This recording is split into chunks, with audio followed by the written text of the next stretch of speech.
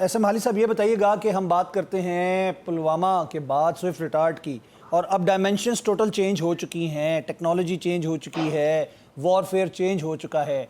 आपको क्या नज़र आता है कि भारत को इतना अपना पुलवामा में भी लॉस करने के बाद स्विफ्ट रिटार्ट में अब भी कोई और शौक रह गया उसका पूरा होने के लिए? एक्चुअली आसिम, समझने की बात यह है कि जो स्विफ्ट रिटॉर्ट में हमने उनको जवाब दिया था और करारा जवाब दिया था, मतलब कि जो उन्होंने बालाकोट में ऑपरेशन अपना बंदर किया था उसके जवाब में, तो उसके बाद उनको होश आ जाना चाहिए था। लेकिन हमारा वास्ता एक बहुत ही ख़तरनाक दुश्मन से है, जिसके एक्चुअली जो अज़ाइम हैं वो सिर्फ ये मिलिट्री नहीं है।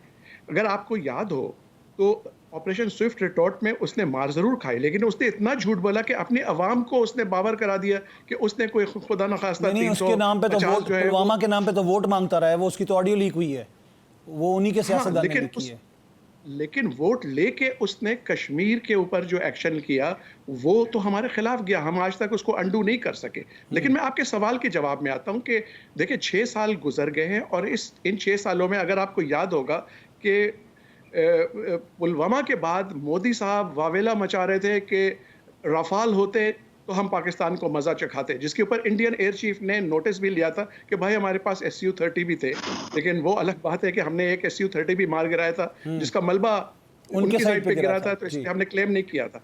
लेकिन अब उनके पास रफाल भी आ गए। लेकिन अल्हम्दुलिल्लाह पाकिस्तान ने जो एक्शंस लिए हैं वो किसी से कम नहीं है और वो उनकी तोड़ के लिए बहुत ज़बरदस्त है। पहले तो ये कि JC-10 से ही हमने ले लिया चाइना से, फिर जो हमारे JF-17 थंडर का जो थर्ड जनरेशन अभी हमने इंट्रोड्यूस किया है, उसमें ब्लॉक 3 उसको हमने चाइना से PL-15 जो है हाइपरसोनिक मिसाइल लिए, जो मार्क 5 पे फ्लाई करते हैं और जिनकी रेंज 300 किलोमीटर्स है। और उसकी वजह से वो जो रफाल उनके आए थे 3-4 दिन पहले, वो डर के दबक के भाग गए। अच्छा, उसके नतीजे में क्या हुआ? एक तो ये कि पाकिस्तान एयरफोर्स ने उनको जो है जैम भी कर दिया था और उनके वाइस चीफ को अपनी नौकरी से हाथ धोना पड़ा।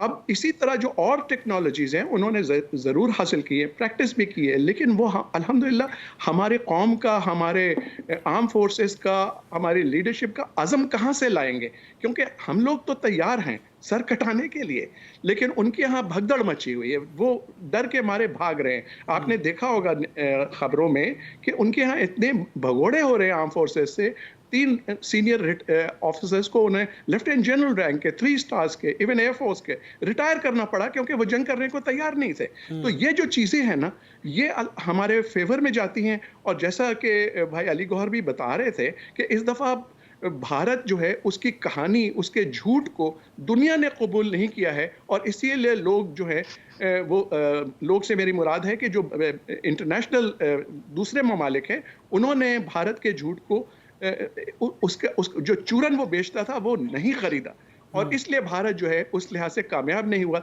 और अब उसको रास्ता नजर नहीं आ रहा है, वो कोशिश में है कि कोई फेस सेविंग करे, कुछ करे, कोई तीसरी ताकत बीच में आए जो कहे कि भाई अलग हो जाओ, क्योंकि वो कर नहीं पा रहा है। हाली साहब, जब हम एरियल डोमिनेशन की बात करते हैं, हमने 65 में भी यही देखा, हमने बालाकोट स्ट्राइक में भी यही देखा और अब भी हम यही देख रहे हैं कि जिस तरह राफेल का आपने जिक्र किया था वो तो लॉक हुआ और वो भाग गए दुम दबा के। तो अब हमारे पास तो एरियल डोमिनेशन नजर आ रही है हमें। नहीं, एक्चुअली एक स्कर्मिश से एरियल डोमिनेशन नहीं होती है, लेकिन मैं चंद बातें आपको बताना चाहता हूं और आपकी वसातत से अपने हमवतनों को बताना चाहता हूं जी कि भारत की अददी तादाद जो है हमसे कहीं ज्यादा है। उसके पास 750 लड़ाका तैयारे हैं, हमारे पास 450 है। ठीक है, कागज के ऊपर ये लगता है कि बहुत ज्यादा है।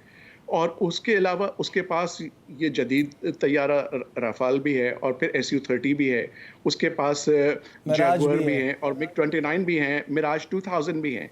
लेकिन हकीकत जो है वो मैं आपको बताना चाहता हूँ, जो एयर सुपीरियरिटी की जहाँ पे बात आती है, वो हम अल्हम्दुलिल्लाह हमारे पायलट्स, इंजीनियर्स, टेक्नीशियंस मिल करके और कौम की दुआओं के साथ ऐसा है कि भारतीय एयरफोर्स जो है इस वक्त उसकी जो फोर्स गोल है वो है 43 स्क्वाड्रन्स और उनके पास है 31, यानी कि वो 12 स्क्वाड्रन कम है उनके पास, क्योंकि उनको अगले चंद सालों में फेज आउट करना है। नंबर 2, उनके जो तैयारे हैं वो उनकी जो सर्विसेबिलिटी रेट है वो सवाए राफाल के, क्योंकि राफाल अभी जदीद तरीन है, उसकी 70 से 75% है, लेकिन बाकियों के 50% है।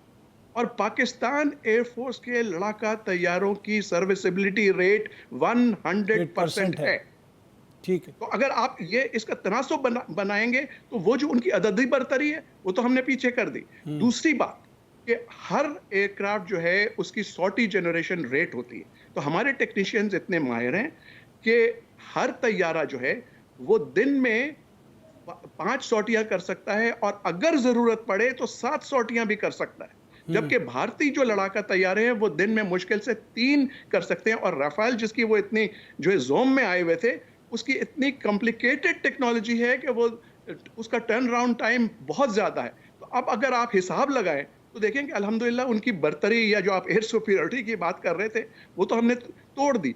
दूसरे ये कि ये भी एक खुशाइंद बात है और ये बाहर से नहीं हमने लिया, हमारे टेक्नीशियंस ने टेक्नोलॉजी ऐसी तैयार की है कि इंशाअल्लाह हम उनको इलेक्ट्रॉनिक वॉरफेयर में भी मार देंगे।